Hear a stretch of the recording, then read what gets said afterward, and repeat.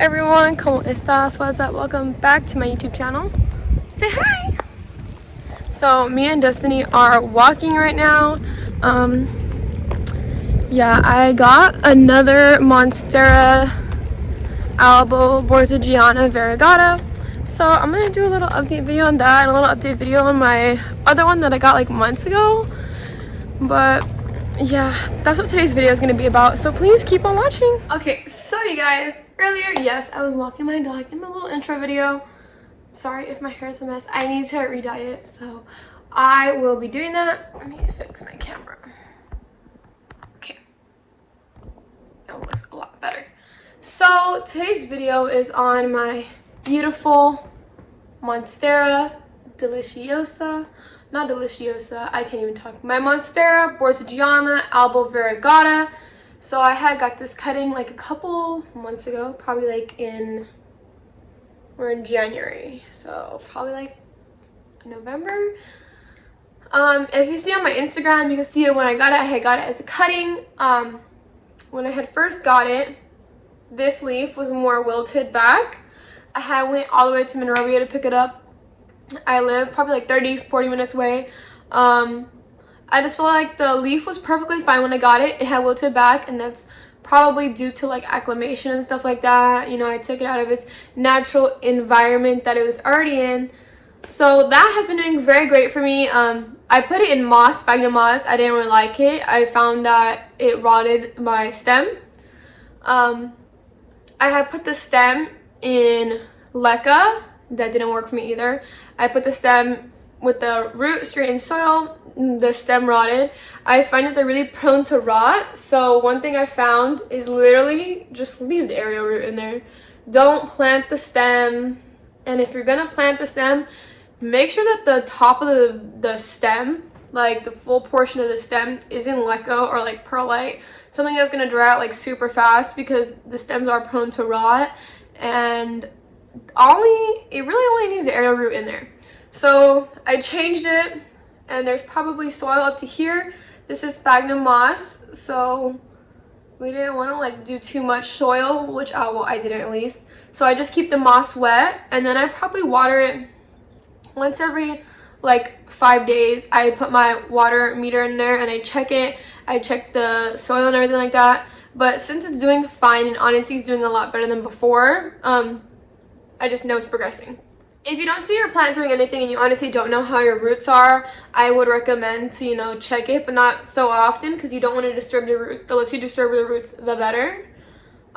This is my second one that I had recently got. I'm selling some of the cuttings on Etsy, and I am absolutely in love with it. I found out that I believe the reason why my other one is growing like perfect right now is because I have it on a plant heat mat.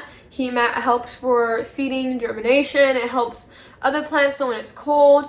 And I believe I have it set to 71 degrees Fahrenheit. I don't know the translation to Celsius or anything like that, but it is 71 degrees Fahrenheit. So I chopped this back. You can see where I cut it. This is perfectly fine because there's a very healthy aerial root here. I didn't want to cut this and then plant this, because this has a whole big root system on the bottom. And don't try to mess with the roots too much on this plant. It's not really recommended for any plant to just be playing with the roots. But if you want to see the roots, this is how they look. I absolutely love the idea of the clear pot. I went on Amazon. This one came with the clear pot. But I went on Amazon and I bought some more clear nursery pots, because I find that, you know, if you spend so much money on a plant, you always want to check up on it and just put it in like a catch pot or something like that. So at least you can lift it up and see the roots. This one was doing perfect. This was one of my beautiful cuttings. She was doing absolutely gorgeous. And her leaf was very flat. The root's perfect. I checked the root and everything like that. It's perfectly fine. But I have noticed my ones that were put in water versus the ones that were put in soil. The soil ones are doing better. So I transferred her over to soil today. So I have about this much of soil in here. And then the top is all leca. I don't want to like accidentally ruin the node.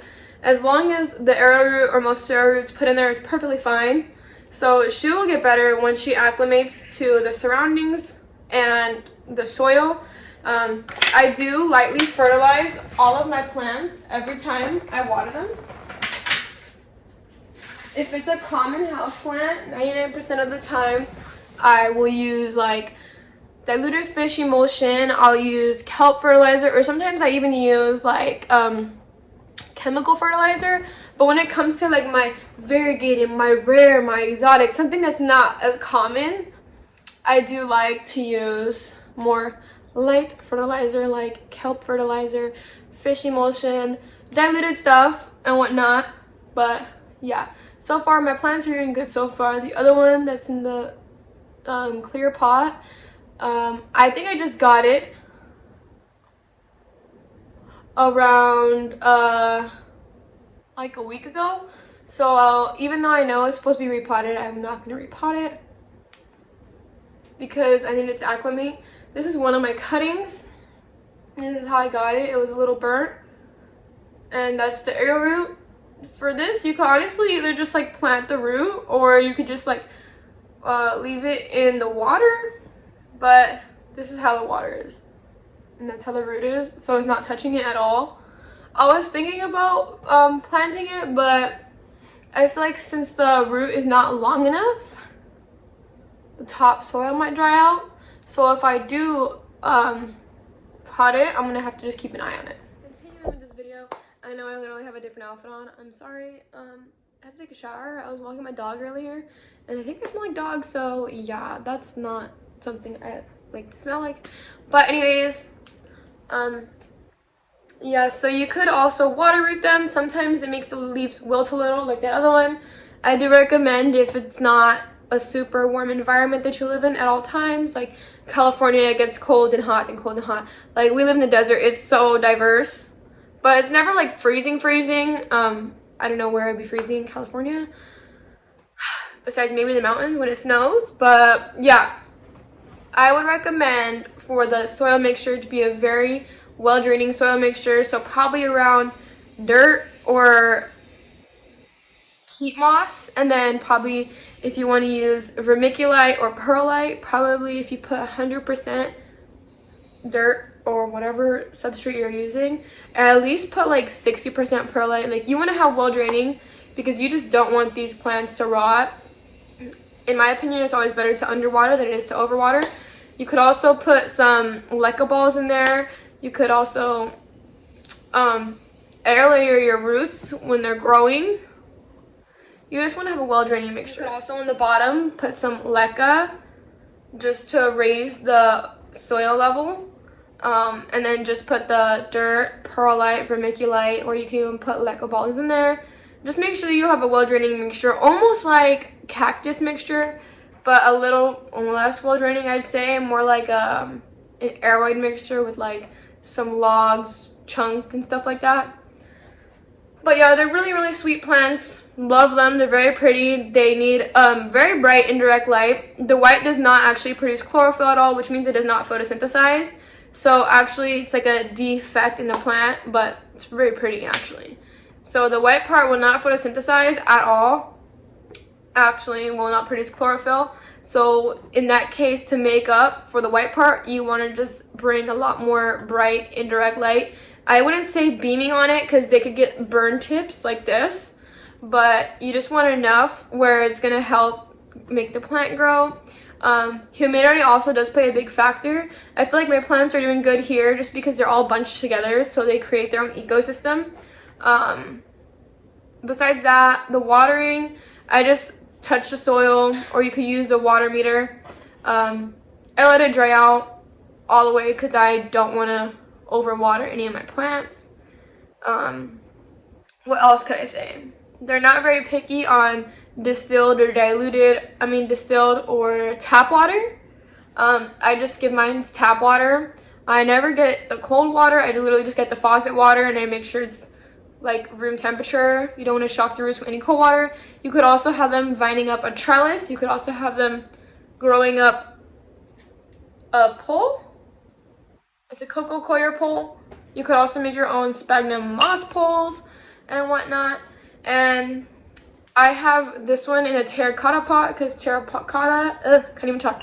Terracotta is really good for airflow. It's a very porous pot, so it's very free with airflow. And if there's anything else I haven't mentioned, please let me know.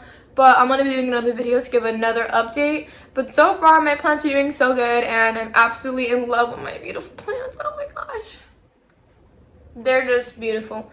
Thank you again for watching. And yes, I do, to recap, I do fertilize them every watering. Very, very, very diluted kelp fertilizer. Thank you again for watching, you guys. Bye!